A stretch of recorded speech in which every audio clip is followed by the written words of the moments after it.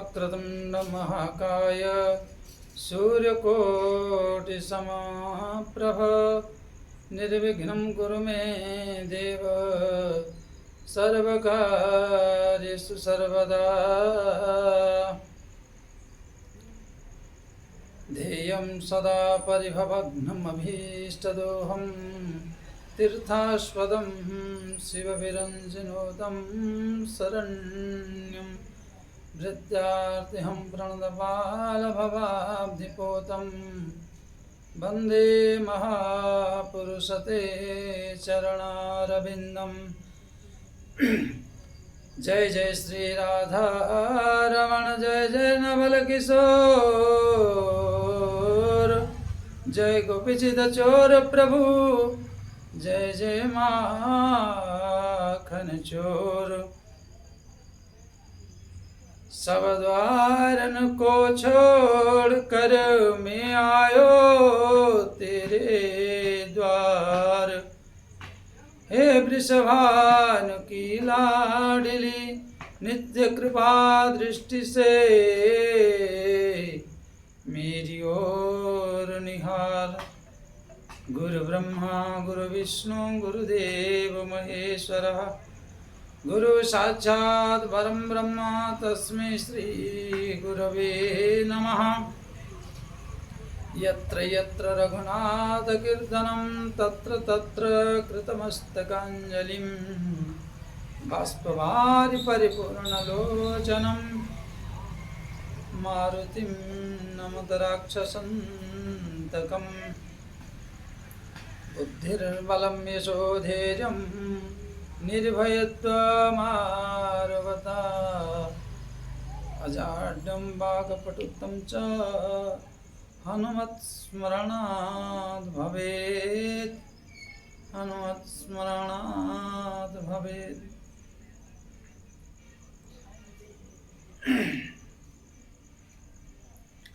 अखंड मंडलाकार श्री परात्पर परम ब्रह्म परमेश्वर परम पिता जगदाधर जगत नियंता श्री राधा रमण सरकार एवं मंगलमयी श्री माँ भगवती जगत जननी गुरुदेव भगवान और श्री हनुमंत लाल जी की राम कथा के रसिक बर भक्त राजमति धीर आई सुवासन लीजिए तेज पुंज कपीवीर। श्री रामदूत अंजनी के लाल श्री हनुमंत लाल जी महाराज की पावन उपस्थिति में हम आप सबको कुछ कहने सुनने की सुअवसर प्राप्त हुआ है। यहाँ विराजमान सभी श्रोतागण और भक्तिमत माताएं मेरे सन्मुख विराजमान प्रत्यक्ष परोक्ष में विराजमान समस्त भगवत कथा रस रसिक जनों को सिया राममय सब जग जानी करम प्रणाम जोरि जुग पानी। सिया राम मैं सब जग जानी करो प्रणाम जोर जुग पानी। जो यथा माम प्रपद्यन्ते ताम तथैव भजाम्यहम। जो जिस भाव से यहाँ पर विराजमान हुए हैं और जो जिस योग्य है उनको अपनी तरफ से अभिवादन प्रणाम नमन आदि करते हुए आइए दो बार भगवत नाम।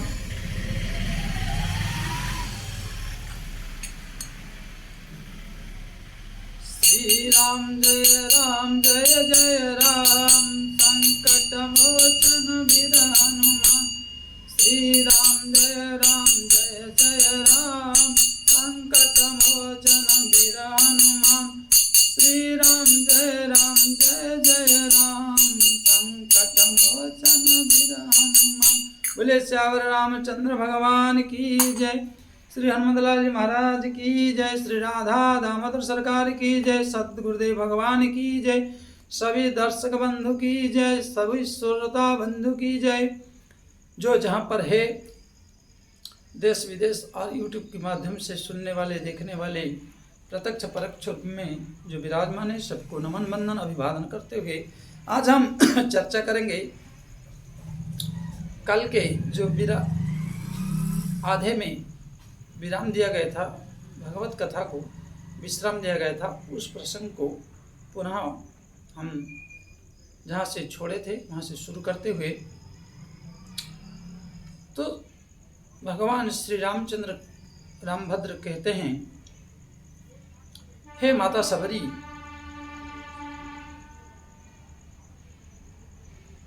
आपको क्या दे सकता हूँ। तो माता सबरी अंतकरण में भगवान से भक्ति का याचना कर रहे, तो भगवान उनको वो भक्ति दे रहे हैं। तो कह रहे, नवधा भक्ति कहूँ तो ही पाही, सावधान सुन धर्म मन माही। जो 9 प्रकार के भक्ति हैं,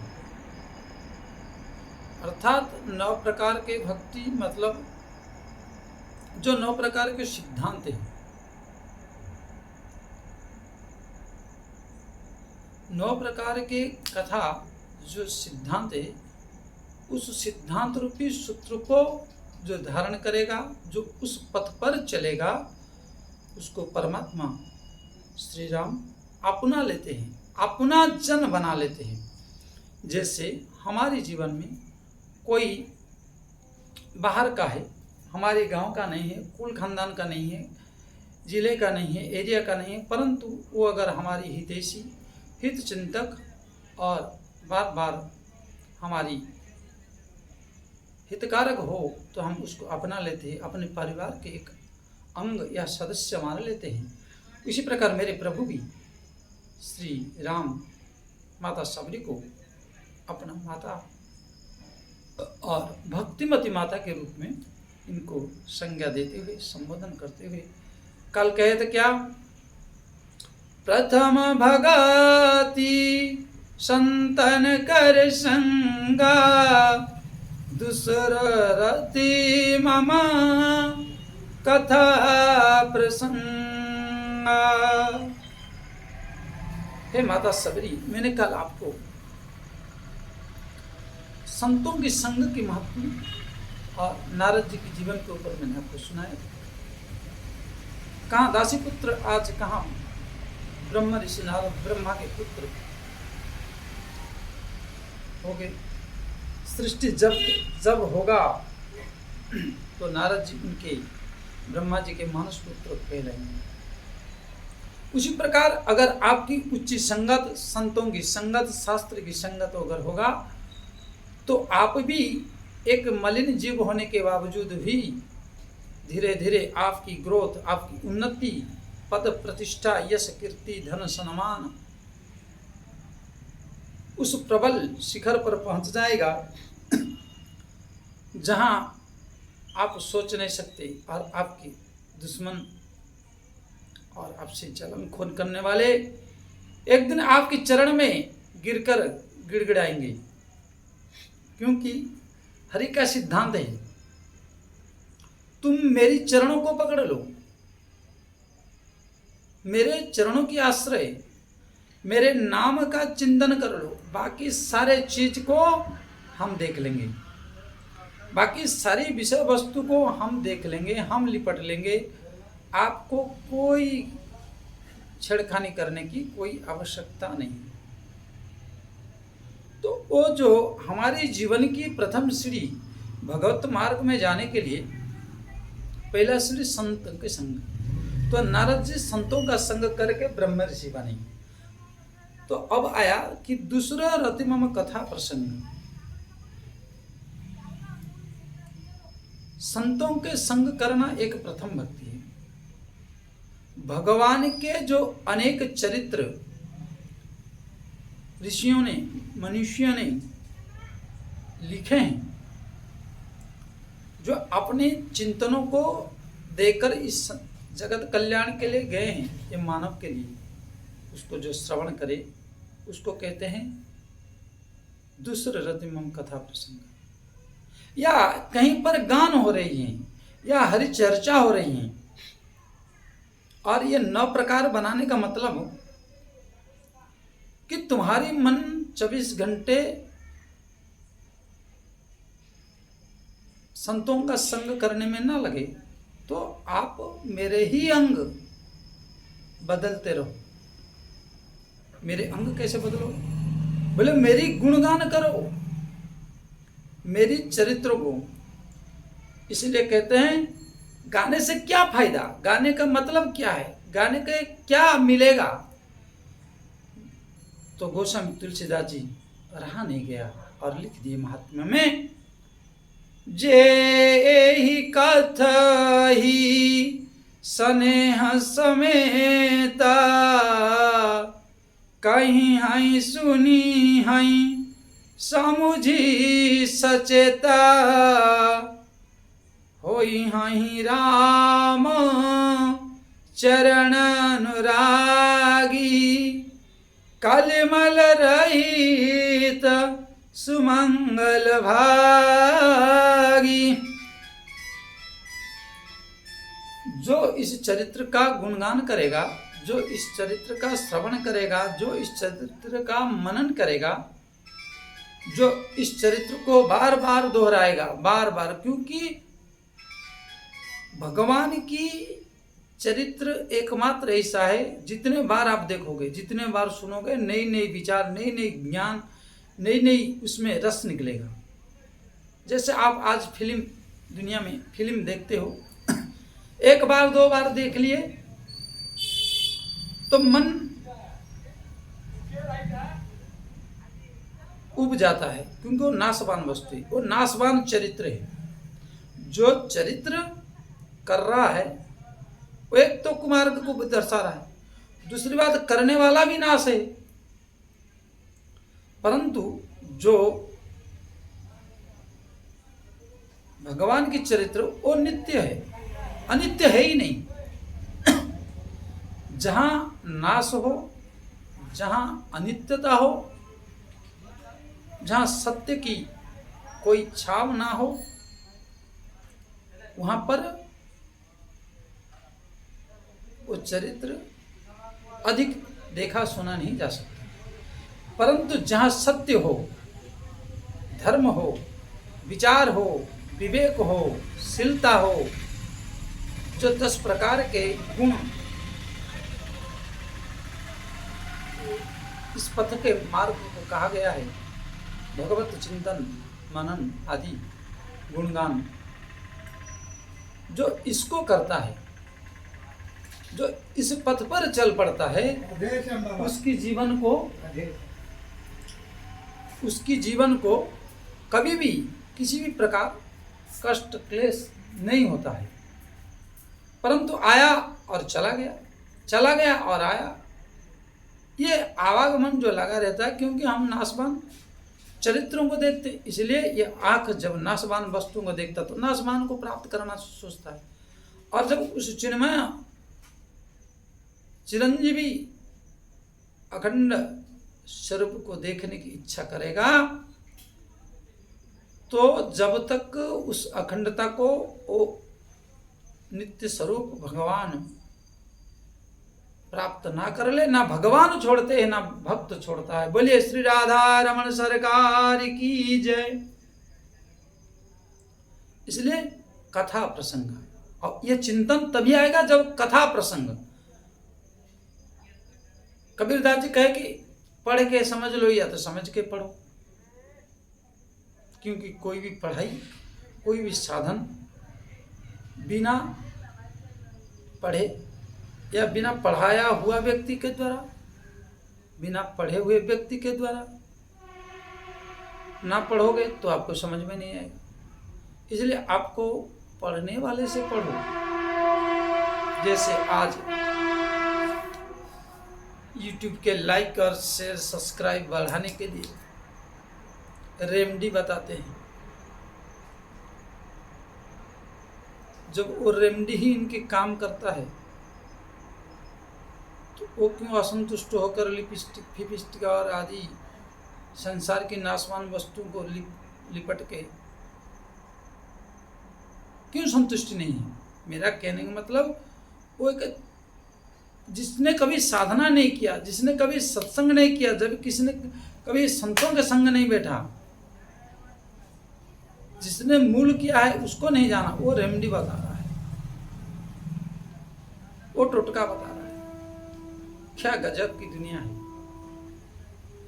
और जब उनकी अच्छी पैसा हो जाता है, वो रेमेडी से वो कल्टी मार लेते हैं, या उस रेमेडी को सुनकर कोई धोखा खा ले तो रेमेडी वाले बोलते थोड़ी ना आपको बोला था, मैंने तो कहा था लाइक और सब्सक्राइब शेयर बढ़ा दो, मैंने रेमेडी करने के लिए थोड़ी मैंने किया था इसे कह के तुमको लाइक सब्सक्राइब करवाना। तो इसलिए मेरे प्रिय दर्शकों, हाथ जोड़ के विनती है, जो प्रेमानंद जी महाराज कह रहे हो अकाट सत्य है, कोई रेमेडी काम नहीं आता है। मैंने भी कभी इस तरह रेमेडियों पर विश्वास करता था, और जब मेरी बुरी वक्त आया, मैंने एक भगवान नृसिंह के मंत्र को जपा था, 1-2 साल नहीं 13 साल, और डेली नित्य हवन भी करता था। परंतु जब गुरु चंडाल बृहस्पति के महादशा में राहु की अंतरदशा आई, और 9 महीना बीतने के बाद जो हमारी दुर्दशा कराई, उस समय वो मंत्र भी काम नहीं आया।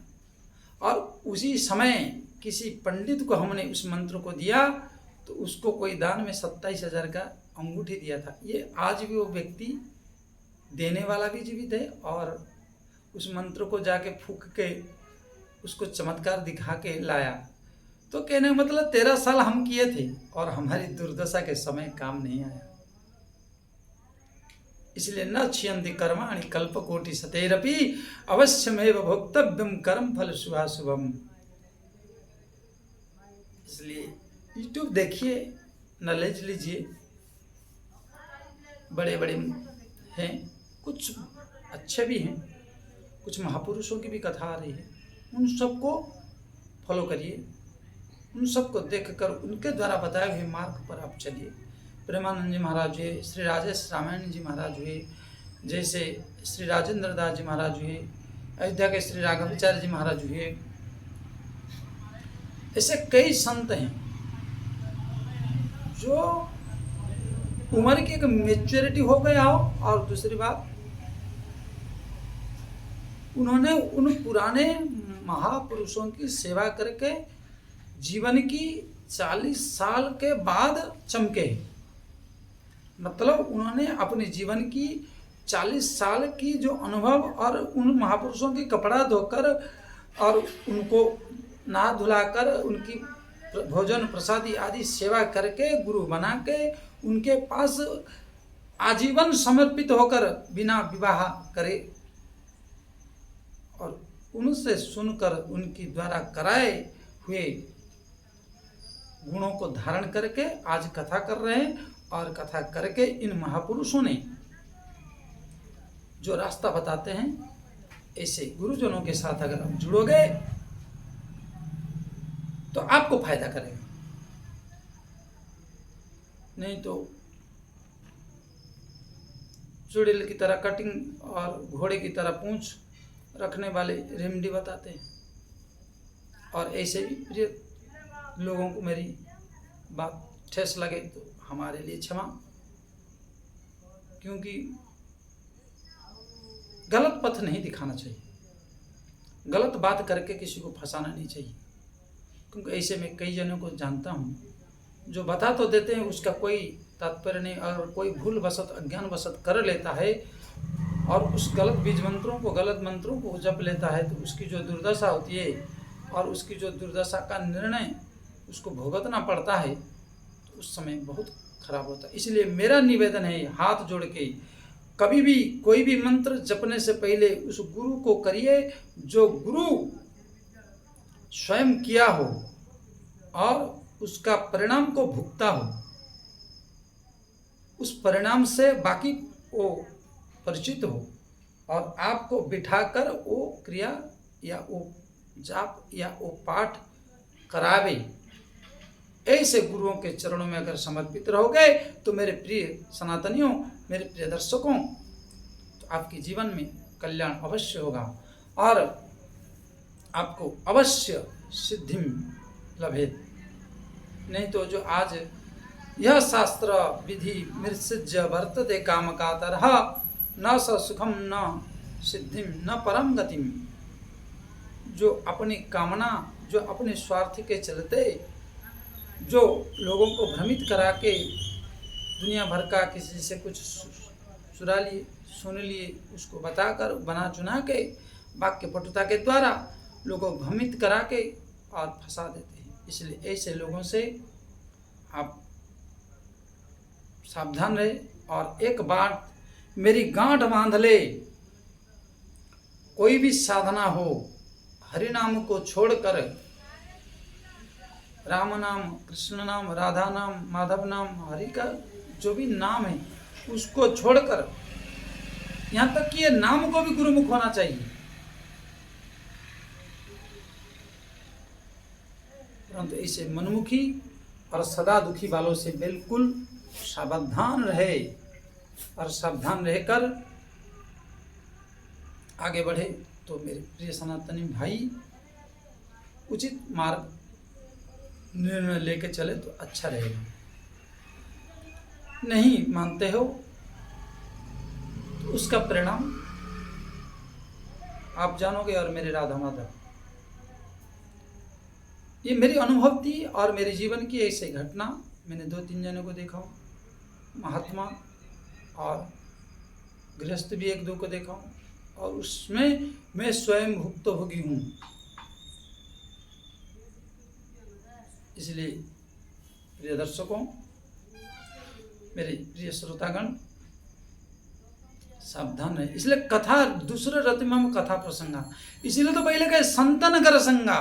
संत अर्थात संत जो स्वयं साधना से रत होकर साधक से संत बने हो और उनके पास ठोस अनुभूति हो, यहाँ की तुम्हारे द्वारा जो बिगड़ जाने पर वो मार्गदर्शक करे, और उन कथाओं को पढ़ो, उन चरित्रों को पढ़ो जो हमारी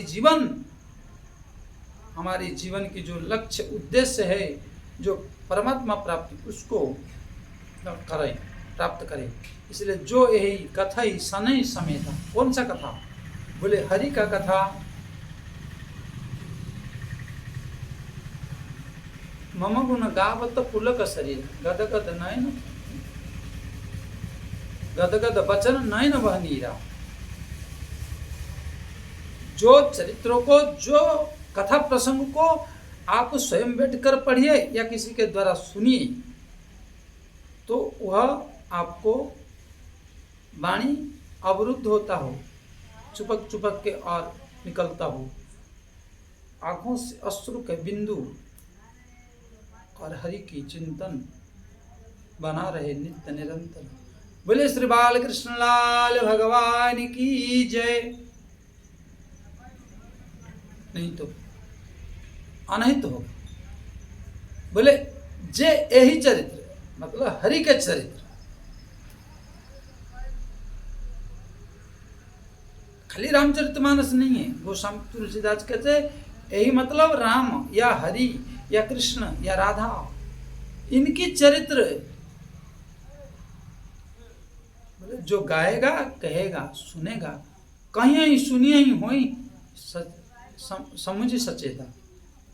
बोले पहले चेतना लाओ, हमें क्या पढ़ना है, हमें क्या सुनना है, हमें क्या कहना है, और वो इसलिए संतों के संग से मिलेगा, सत्संग से मिलेगा, और संतों के द्वारा गाया हुआ, चाहे वो ब्राह्मण क्यों ना हो, चाहे वो फुल पैंट वाला भी हो, लेकिन हरि चरित्र गाता हो, हरि के भक्त हो, या हरि का भक्त ना भी हो लेकिन शास्त्र सम्मत हो, ऐसे फुल पैंट वाला को भी मैं मानता हूं। क्योंकि ज्ञान खाली हमारे जैसे वेशधारी के पास रहेगा, ये कोई ज्ञान जरूरत नहीं है, किसी के पास भी हो सकता, लेकिन विचार अपना है। विचार, निर्णय और सुनने के बाद आपको स्वयं देखना चाहिए और शास्त्र प्रमाणित होना चाहिए। वो चरित्र हरि का होना चाहिए। तब कलिमल रहित सुमंगल भागी,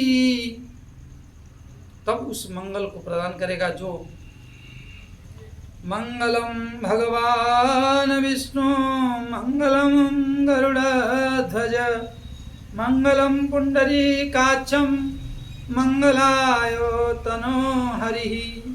उस परम पवित्र तनु है शास्त्र, उस चरित्र को जो आपको तन से लेकर मन अंतकरण और चिंतन बदल दे, वो हरि का चिंतन करोगे तो कलिमल रहित सुमंगल भागी।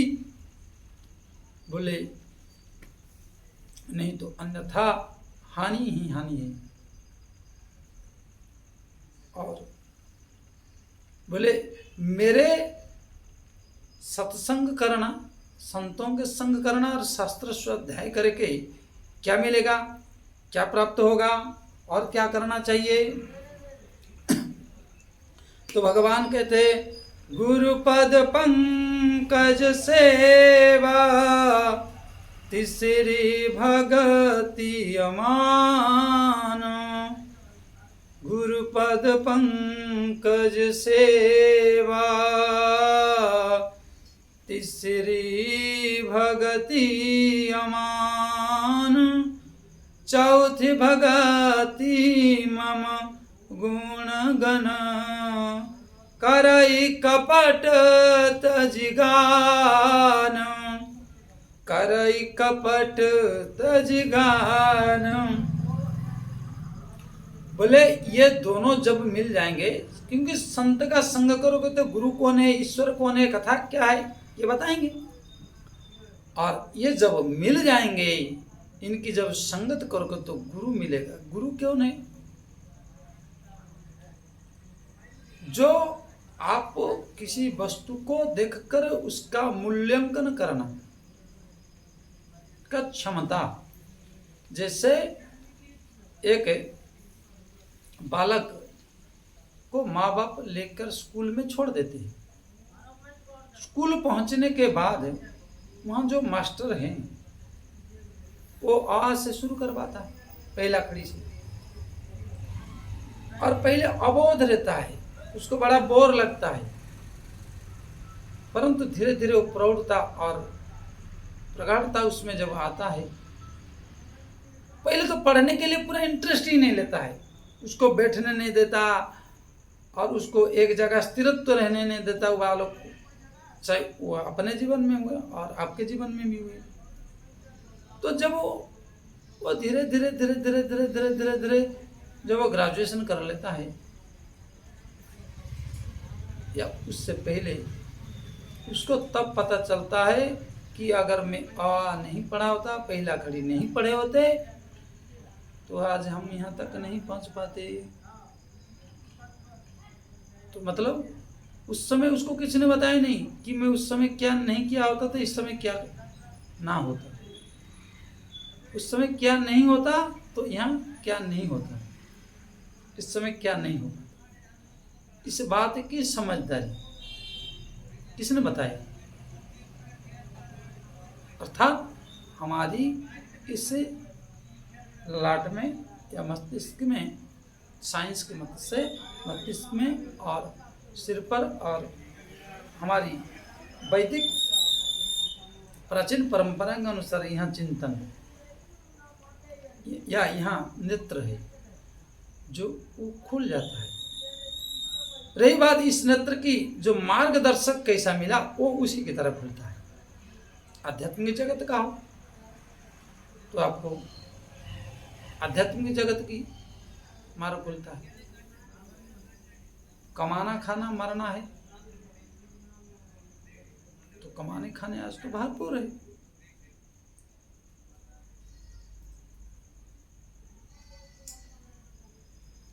ये है जीवन।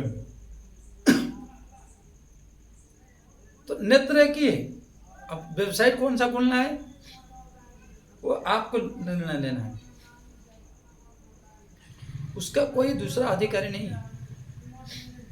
इसीलिए प्रिय दर्शकों, गुरु उसी को कहते हैं कि वहां क्या नहीं था, यहाँ क्या नहीं करते। जैसे गुरु नामदेव जी को मिले। नामदेव जी की एक जीवनी है, ऐसा महापुरुष तो दूसरा कोई पाया ही नहीं। मतलब ध्रुव जी और प्रहलाद जी से भी कम उम्र में नामदेव जी भगवान प्राप्त कर, लेकिन परिपूर्णता नहीं था, इसलिए कि गुरु भी नहीं थे।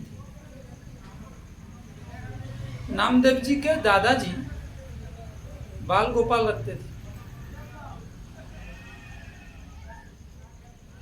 और उनको नित्य था सेवा, और सायंकाल में दूध पिलाते थे ग्लास में। तो एक दिन ऐसा आया कि नामदेव जी के दादाजी कहीं बाहर चले गए। बाहर चले जाने के बाद घर में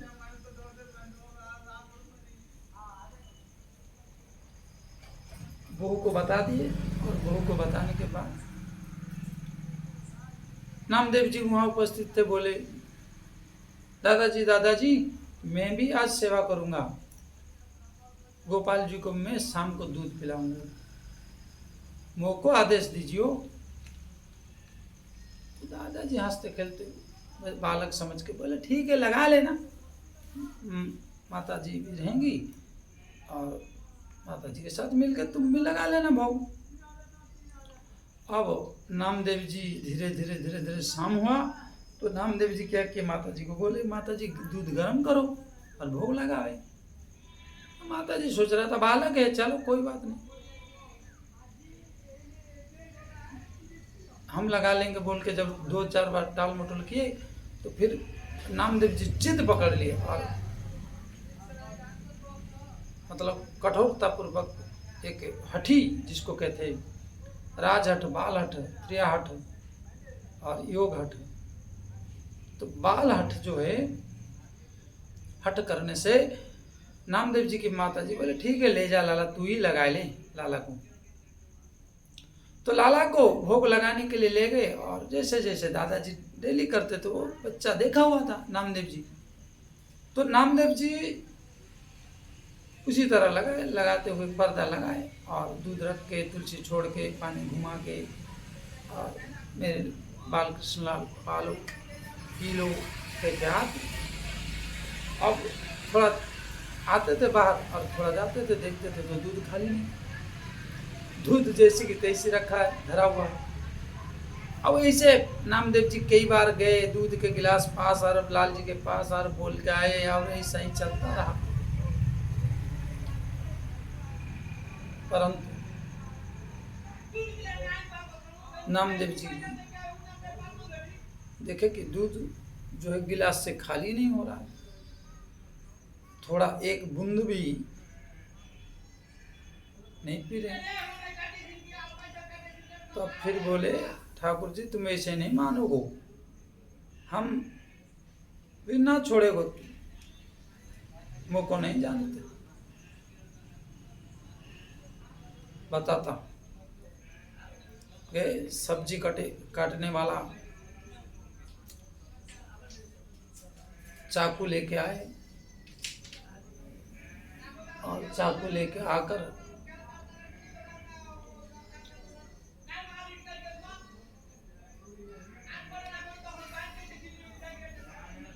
बोले, दूध पियोगे या चाकू मार दूंगा। बोलिए श्री बाल कृष्ण लाल भगवान की जय, श्री नामदेव जी महाराज की जय। तो नामदेव जी महाराज क्या किए, इस तरह जब धमक दिए तो उस पर मेरे बाल कृष्णलाल हरि रीझ गए और प्रकट हुए। बोले, लाला लाला मोको ना मारो, मैं अभी तुरंत दूध पी लो। बोले, अच्छा दादा जिसे शीघ्रता से पी लेते थे और हमारे लिए नखरा दिखाते हो, हाँ ठीक है। फिर नामदेव जी के सामने सब पी ली, पीते पीते थोड़ा सा बच गया। बोले, मुंह को थोड़ा छोड़ दो, अरे हमारे लिए भी तो कुछ छोड़ दो, सब पी जाओगे। तो भगवान ने थोड़ा रख दिया, पुनः अपने स्वरूप में विलीन हो गए। नामदेव जी इस प्रकार चला। 10-8 दिन बाद जो है दादाजी आ गए।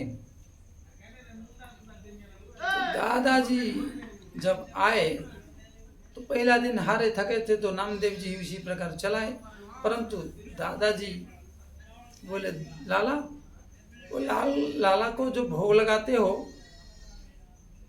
वो दूध कल मेरे को दिए नहीं।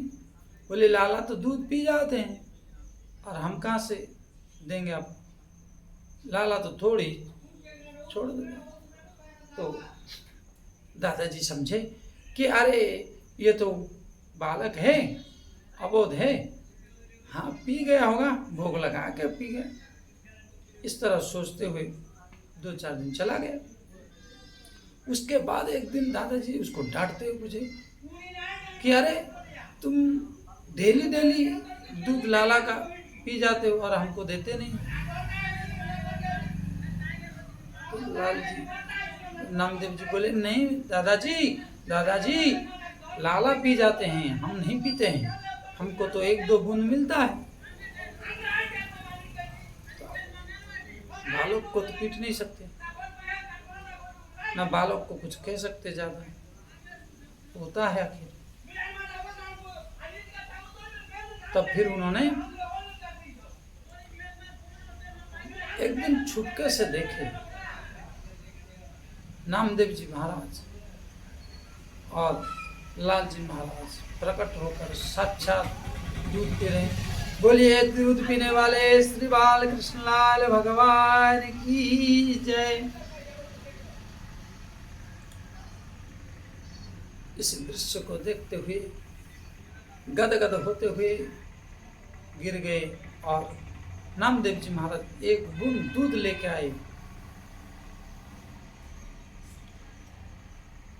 और लेकर आए, दादाजी को दिए। तो दादाजी तो पोते के चरणों में लूटकर अपने आप को निछावर कर दिए। धन्य हो धन्य ते मम कूले वैष्णव जातः नृत्यन्ति गायन्ति पितराः। जिस कुल में वैष्णव जन्म लेता है, जिस कुल में भविष्य में वैष्णव होने वाला हो, हरि नाम जप करने वाला हो, हरि चरित्र गुणगान करने वाला हो, सत्संग करने वाला हो, संतों की संगत करने वाला हो, ऐसे कुल में जन्म लेने पर आकाश में स्वर्ग में स्थित पितर नृत्यन्ति जगायन्ति च,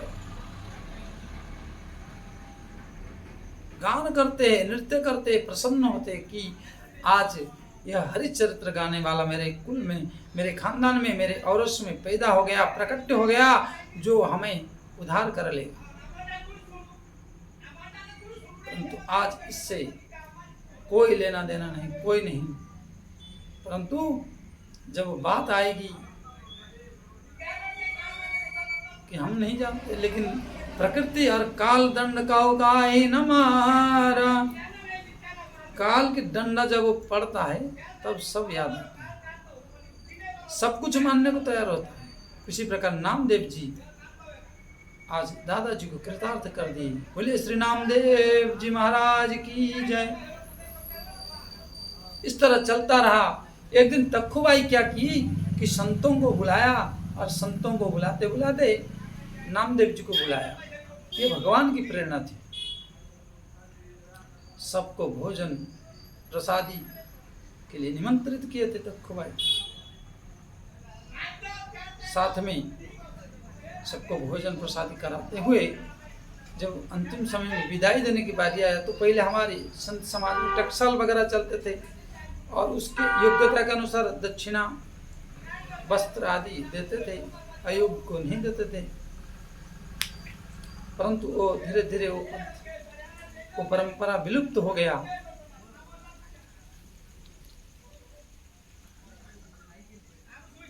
और वहाँ नामदेव जी महाराज पंगति में बैठे हैं, सभी संत भी बैठे हैं।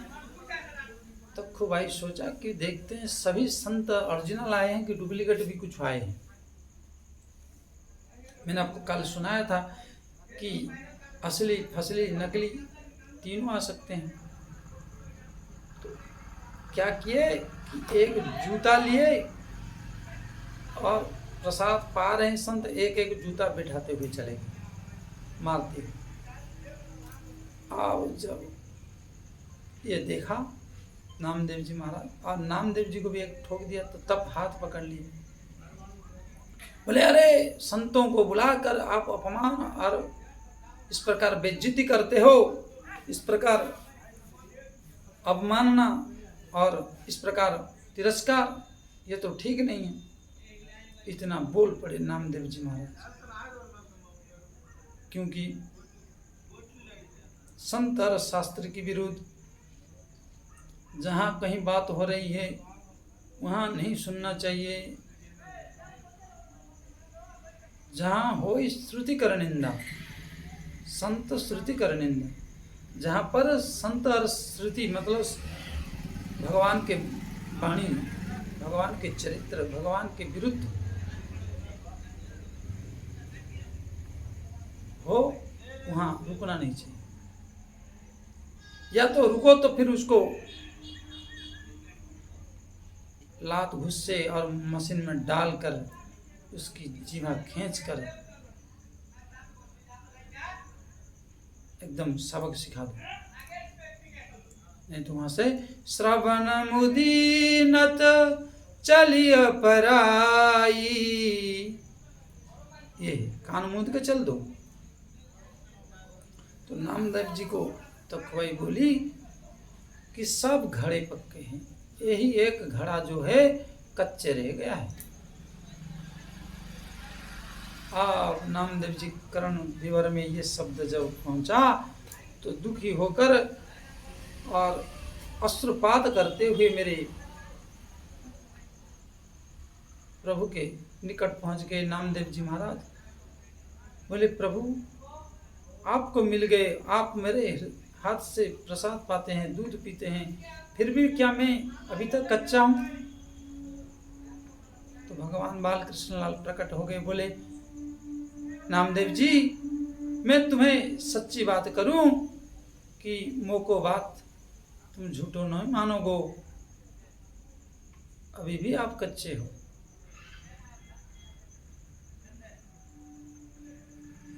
बोले नामदेव जी तुरंत उनको देखकर बालकृष्ण लाल से बोले कि हम पक्का कैसे बने?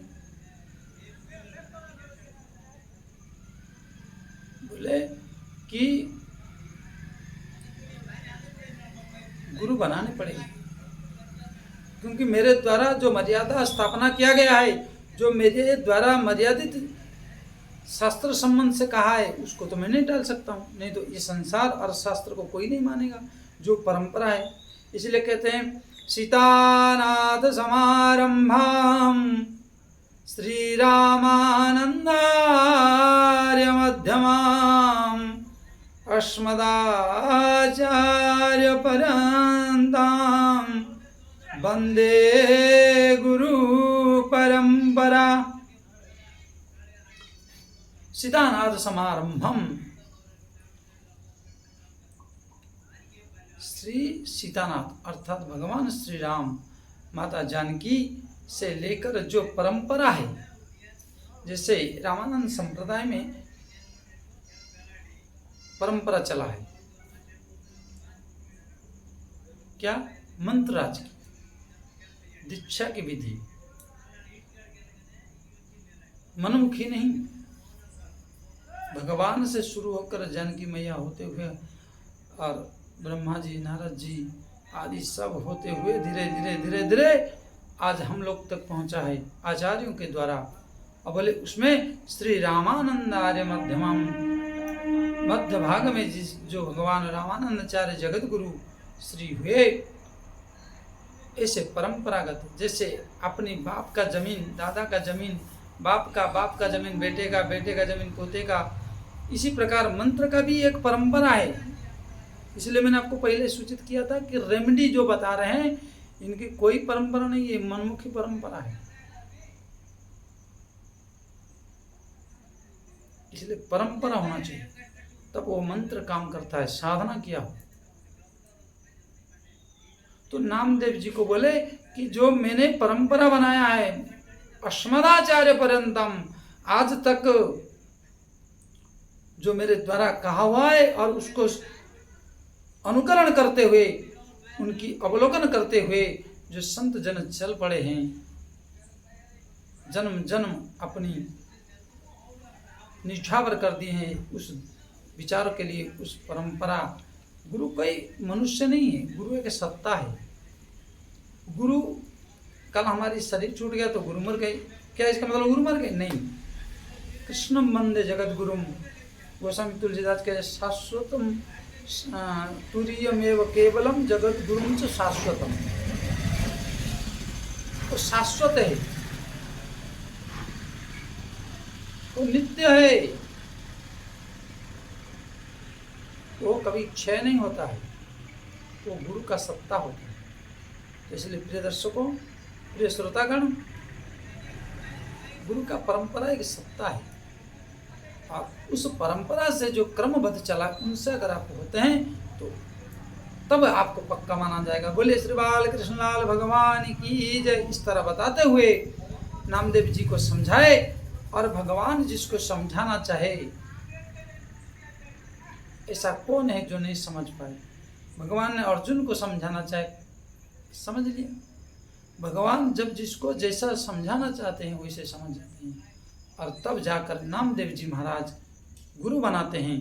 और वहाँ से फिर उनकी जो कीर्तन का आचार्य है नामदेव जी महाराज। कभी आगे भूत की कथा सुनाऊंगा, कीर्तन कैसे गान करते हैं। आए मेरे लंबगनाथ वाली भक्तमाल की कथा है। तो ये है बंदे गुरु परंपरा। तो गुरु बनाए तब पक्के बन जाओ, और गुरु नामदेव जी बनाए। बोले गुरु बिनु भवनिधि तरई न कोई, जो बिरंची शंकर सम होई। गुरु बिनु भवनिधि तरई न कोई, जो बिरंची शंकर सम होई। विरंच शंकर अर्थात ब्रह्मा शंकर भी, इन्होंने भी गुरु बनाए हैं, और इनकी भी गुरु है, इसलिए गुरु बना। अर्थात हमारे जीवन की जो मार्गदर्शक हो, जो अब हम अंधेरे में चले जाएं तो वो उजाला में ले आए और उजाला का पथ बताए। और हमारे अंदर इतना उस गुरु की संगत करते करते हमारे पास इतने गुरुत्व आ जाए कि हम अच्छे बुरे का चेष्टा कर ले। जैसे बालक थे, अबोध थे, तो माँ अगर सब्जी लाकर रख दे तो आलू का छिलके के साथ मुंह में ठूस लेते थे। परंतु जब यह ज्ञात हो गया, देखते देखते अनुकरण करते करते माता पिता को, तो हम भी छिलका निकाल के खाने वाले ही बन गए। बोलिए श्री गुरुदेव भगवान की जय। इसलिए तो माता को पहला गुरु कहा गया, इसलिए तो पिता को पहला गुरु कहा गया। तो वहां से हमारे जीवन के अनुकरण हुआ है और उनकी एक बेहतरीन अनुभूति है। इसलिए मेरे प्रिय दर्शकों, प्रिय सनातनियों,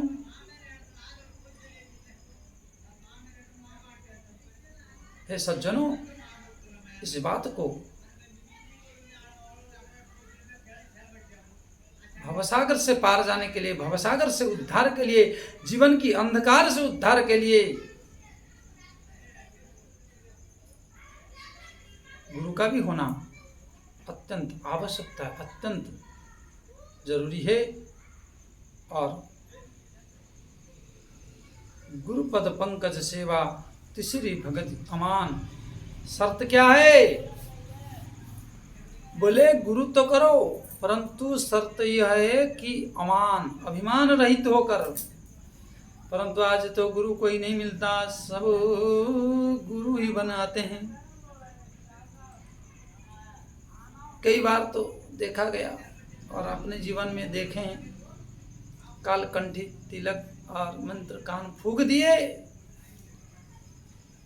महीने 2 महीने चले जाने के बाद, बीत जाने के बाद फिर गुरु को ही बोलेंगे क्या, महाराज जी को ऐसा नहीं कहना चाहिए था,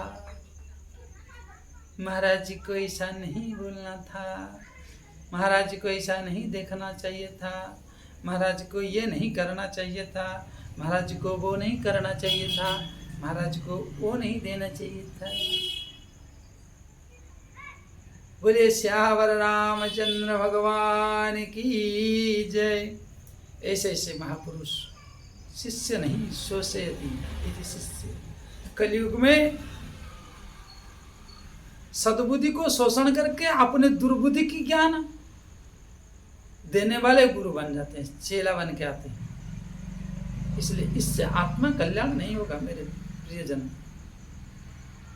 हे सज्जनों, इससे आपकी जो कुतर्क और अपनी जो टैलेंट, अरे आपके पास तो 20-25 साल का अनुभव है, उन सब के पास अपनी पूरी जीवन की, जिन्होंने अपनी पूरी जीवन निछावर कर दिया हरि के चरणों में, उसको ऐसा नहीं करना चाहिए, वैसा नहीं करना चाहिए, ये नहीं करना चाहिए, वो करना नहीं चाहिए, आप सिखाओगे।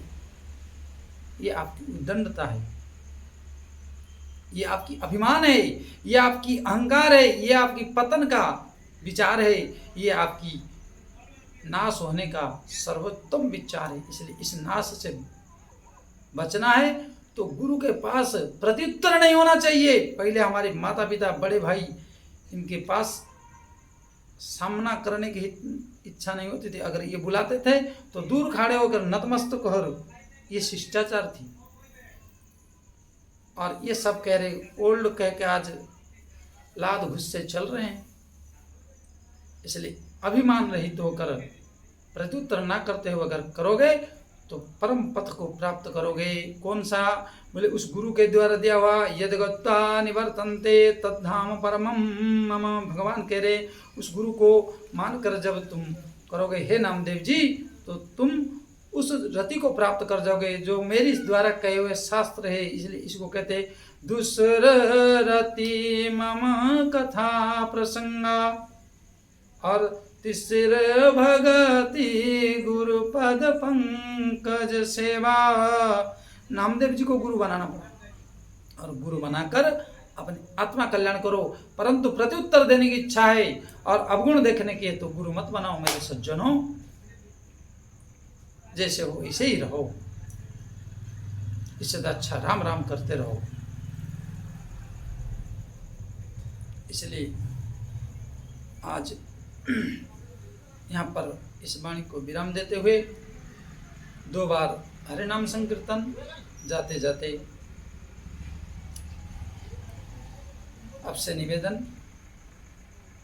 और हम 2 बार हरि संकीर्तन करके विराम देंगे। वाणी को भगवान के श्री चरणों में समर्पित करते हुए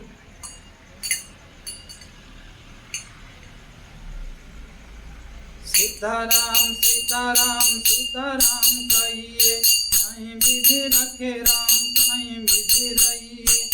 में हो राम नाम राम से हाथ में, तू अकेले नहीं प्यारे राम तेरे साथ में। सीताराम सीताराम सीताराम कहिए, कहीं विधि रखे राम कहीं विधि रहिए। राम राम सीताराम सीताराम सीताराम सीताराम। बोले श्यावर रामचंद्र भगवान की जय। श्री राधा रमण सरकार की जय। श्री बांके बिहारी लाल की जय। श्री रामलला भगवान की जय। श्री करुणा निधान भगवान की जय। सभी संत भगवान की जय। जन्मदाता दात्री की जय। कथा सुनने वाले की जय। कथा सुनाने वाले की जय। ग्रामवासी की जय। क्षेत्रवासी की जय। सभी सनातन भाई बहन की जय। सभी सनातन की जय। सभी सनातन धर्म प्रेमी की जय। सतगुरुदेव भगवान की जय। सभी संत भगवान की जय। श्री हनुमंत लाल जी महाराज की जय। श्री गरुड़देव भगवान की जय। सभी हरिभक्तन की जय। सभी अनंत कोटि वैष्णव भगवान की जय। जय जय श्री राधे श्याम। ओम नमः पार्वती पदे हर हर महादेव हर हर महादेव हर हर महादेव।